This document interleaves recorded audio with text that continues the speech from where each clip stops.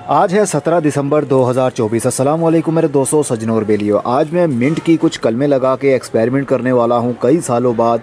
और एक्सपेरिमेंट के लिए मैंने कुछ टाइप्स की मिट्टी ली है, जिनमें एक तो रेत है, एक कोकोपीट और एक नॉर्मल जो हमारे घरों में गमलों के अंदर मिट्टी इस्तेमाल होती है, यानी खाद भी मिक्स है इसके अंदर, सब कुछ है। और एक ओनली कोयले और कुछ कोयलों का पाउडर, और इसके अलावा पॉटिंग सॉइल जिसके अंदर राइस हस्क ऐश, कंपोस्ट, कोकोपीट, लीफ कंपोस्ट का मिक्सचर है 50-50 का।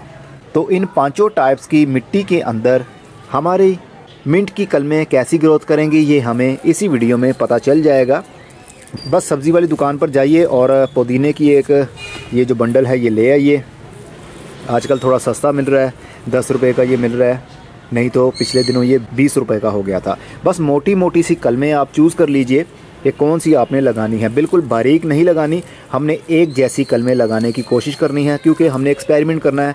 हमने एक जैसी कलमें लगानी है और देखना है किसमें अच्छा रिज़ल्ट हमें मिलेगा। मैं कलमें चूज़ कर लेता हूँ और उसके ऊपर जितने भी पत्ते लगे हुए हैं ये सारे हटा लेता हूँ। जो टहनियाँ मिचोर थी उनको मैंने ले लिया और उनके पुराने बड़े पत्ते सारे काट दिए हैं। छोटे छोटे से पत्ते छोड़े हैं हमने, क्योंकि ये भी हो सकता है कि गिर जाएँ ठंड की वजह से, क्योंकि इसकी जब रूटिंग शुरू होगी तो पुराने पत्ते सूख जाते हैं, गल जाते हैं, गिर जाते हैं। तो अब हम एक एक गमले के अंदर 3-3 कलमें लगाएंगे। ये गमला तकरीबन 4 से 4.5 इंच का है। सेम साइज़ के गमले लिए हैं मैंने। एक एक गमले के अंदर हम 3-3 कलमें लगाते जाएंगे और इसको दबाएंगे तकरीबन 2 से 3 इंच मिट्टी में।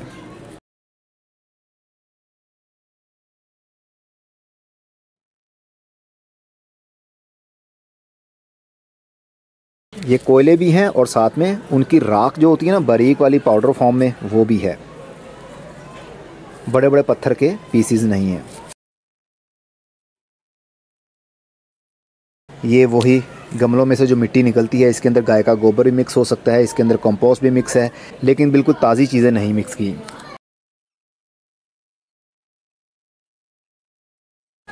फटाफट से हम अब पानी देंगे।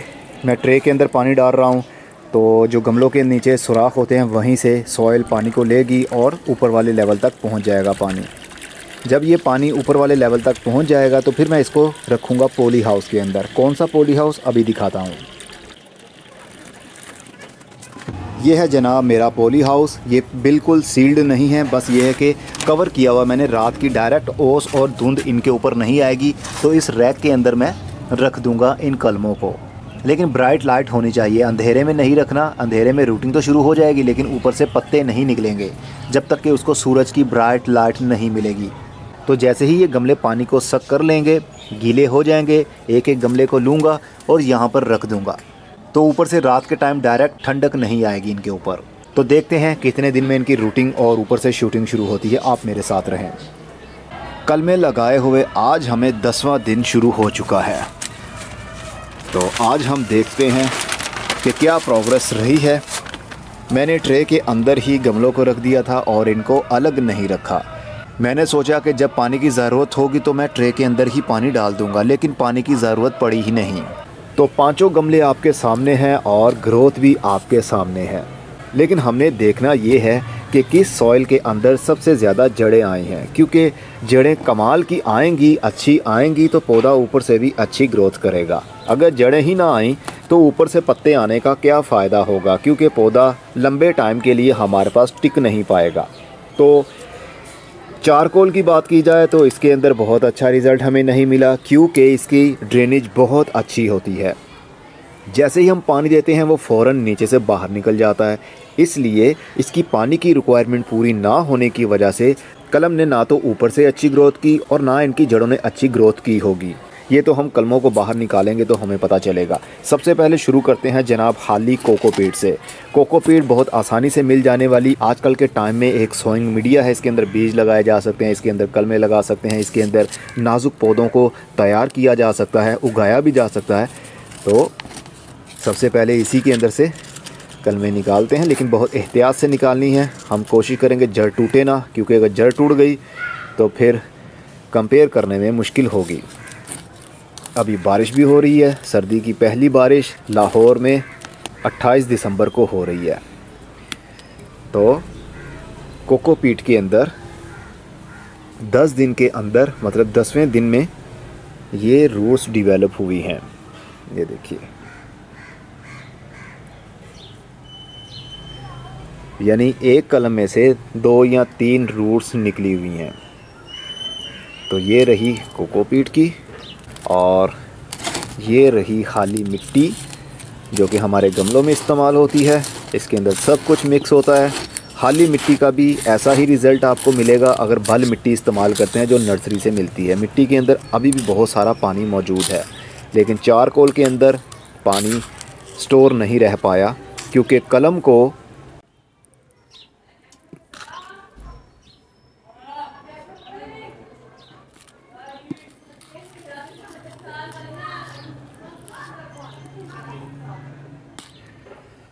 लीजिए जनाब, मिट्टी के अंदर तो अच्छा रिज़ल्ट मुझे नज़र नहीं आया। 10 दिन के अंदर इसने एक ही कलम की जड़ निकली है, बाकी 2 कलमों की जड़ें नहीं निकली, लेकिन ऊपर से नए पत्ते ज़रूर आए हैं। और अब बारी आती है पॉटिंग सॉइल की।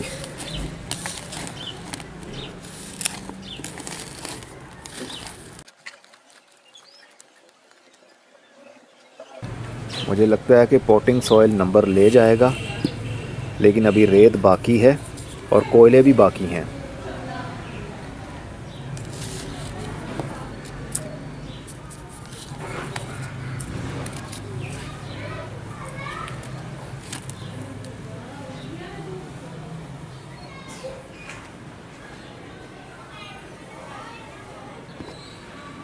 फ़िलहाल के लिए पॉटिंग सॉइल के अंदर हमें स्ट्रॉन्ग रूट्स देखने पर मिल रही हैं। अब बारी आती है खाली रेत की।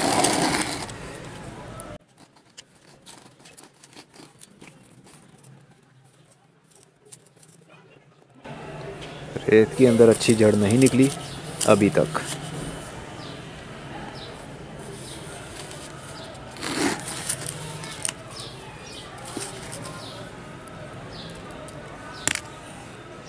एक कलम की अच्छी जड़ निकल आई है, बहुत खूबसूरत मज़बूत जड़ है ये, लेकिन 2 कलमों में से जड़ें नहीं निकल पाईं। और अब कोयले की बारी।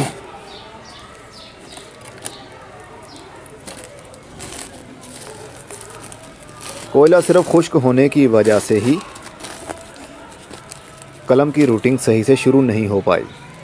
अदरवाइज़ मैंने कोयले के अंदर भी टेस्ट किया है, पौधे की ग्रोथ बहुत अच्छी चलती है, कलम की ग्रोथ भी हो सकती है और बीज भी उग सकते हैं। लेकिन ये आप देख सकते हैं जो कोयले हैं वो बिल्कुल खुश्क हैं और कोई भी जड़ इनमें से नहीं निकल पाई क्योंकि इनकी पानी की रिक्वायरमेंट ही पूरी नहीं हो पाई थी। आप देख सकते हैं ये बिल्कुल सूखा हुआ पाउडर है। तो इसको तो एक पल के लिए साइड पर करते हैं और बाकी चारों पर बात करते हैं। इन चारों में से सबसे अच्छी रूटिंग शुरू हुई है खाली कोकोपीट के अंदर और पॉटिंग सॉइल के अंदर। पॉटिंग सॉइल के अंदर तो कमाल का रिज़ल्ट हमें मिला है, हमारी उम्मीद से ज़्यादा। देखिए नई जड़ें काफ़ी हद तक आई हैं इसकी, और कोकोपीट के अंदर भी अच्छा रिज़ल्ट मिला है हमें। देखिए, लेकिन कोकोपीट के अंदर तभी आपको अच्छा रिज़ल्ट मिल पाएगा जब आपने बफरिंग की होगी कोकोपीट की, यानी इसको खूब अच्छे से वॉश किया होगा सादे पानी से, क्योंकि इसके अंदर काफ़ी हद तक नमक होता है। जहाँ पर ये कोकोनट उगता है वो ज़मीन साल्टी होती है, उस ज़मीन में नमक होता है। तो कोकोपीट जब भी आपके पास आए उसको खूब अच्छे से वॉश कीजिए, पानी ड्रेन कीजिए, बार बार कीजिए पानी ड्रेन कोकोपीट को धोकर, ताकि सारा नमक का असर निकल जाए। तब ये सोइंग मीडिया के तौर पर बहुत अच्छी चीज़ है। और खाली जो हमारे घरों में मिट्टी होती है उसके अंदर तो मुझे 1% भी अच्छा रिज़ल्ट 10 दिनों के अंदर देखने पर नज़र नहीं आया। हमें सबसे ज़्यादा फोकस करना चाहिए कि जड़ कितनी टाइम में निकली है और कलम की या पौधे की जड़ की ग्रोथ कैसी चल रही है। सब कुछ डिपेंड करेगा आपके पौधे की जड़ पर। जड़ अच्छी होगी तो पौधा ऊपर से मजबूत और काफ़ी टाइम तक टिका रहेगा। ये देखिए, रेत के अंदर अच्छा रिज़ल्ट मिल सकता था, लेकिन इसने 10 दिन के अंदर सिर्फ एक ही रूट निकाली है, एक ही कलम में से, और बाकी दोनों कलमों में से कोई भी रूट नहीं निकली। तो आज का विनर कौन हुआ जनाब? हमारा पॉटिंग सॉइल, और दूसरे नंबर पर ओनली कोकोपीट। ओनली कोकोपीट बहुत आसानी से मिल जाती है, कहीं से भी आप ऑनलाइन भी ऑर्डर करना चाहें कर सकते हैं। वैसे हमारे द्रास स्टोर पर भी अवेलेबल है, और पॉटिंग सोइल भी हमारे द्रास पर अवेलेबल होती है। इसके अंदर आप बीज लगाएं, इसके अंदर आप कलमे लगाएं, इसके अंदर आप पौधों को शिफ्ट करें, सभी के लिए आप इसका इस्तेमाल कर सकते हैं। लिंक दोनों के डिस्क्रिप्शन बॉक्स में मौजूद हैं। ये थे आज के 2 विनर्स। वैसे 3 विनर्स होते हैं। नंबर 3 पर हम रखते हैं रेत को। पहला पॉटिंग सॉइल, दूसरा कोकोपीट और तीसरी रेत। आज के हमारे ये विनर हुए। तालियां।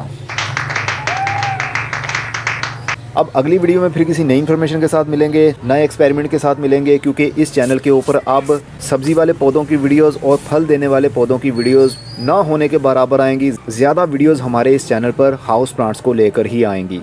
तो अगर आपको फूलों वाले पौधे, फूलों वाली बेलें, पत्तों वाले पौधे, घर की सजावट के लिए पौधे वो उगाने का शौक़ है तो फिर इस चैनल के साथ जुड़ जाइए।